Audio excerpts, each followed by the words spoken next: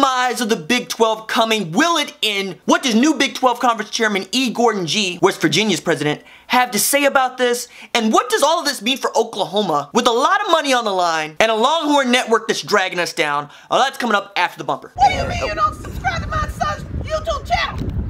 Mama, no! Just snap the damn ball, RJ. What's up, kid folk? It's RJ Young. I am not on a step mill. Today, we're going to take a high view of the Big 12 and what OU's role is in it. And I want to start by making reference to a Chuck Carlton column in the Dallas Morning News. New Big 12 Conference Chairman E. Gordon Gee, he's West Virginia's president, about what he sees for the future of the Big 12 as the television contracts are coming up for renegotiation 2025. Seems like a long way away, but it's really not. And this is interesting because for the first time in a while, the conference chair will not be the president of the University of Oklahoma. And I got feelings about that, mostly because we run this conference, but I'll get to that in a minute. First, I think it's important to note that Gee has an eye toward realignment. He has said his goal is to solidify the conference because it's small and it really does have a great culture, but everybody needs to think together and not have divisions and work very hard to move as one entity. Now, I think this is interesting because Gee was one of the guys that stumped for adding teams to the Big 12 in a big way before a conference that was designed for 12 teams was stuck with 10. I have faith in Gee in a way that I didn't any of the other bros that run this conference because he's the first person to make this statement. I think the world of college athletics is changing dramatically. I'm wondering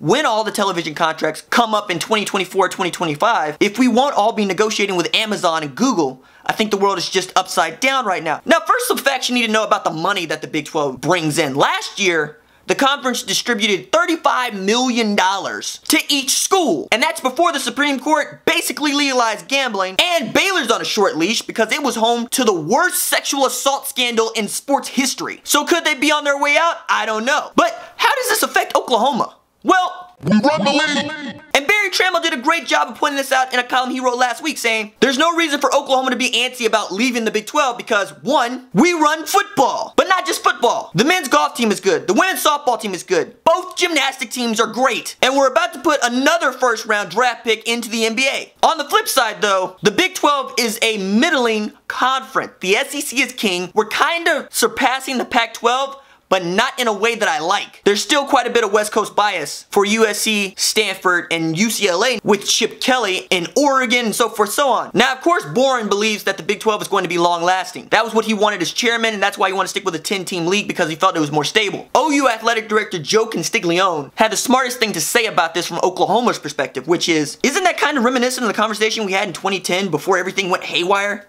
Not so much from Oklahoma's standpoint, but simply getting people to embrace reality.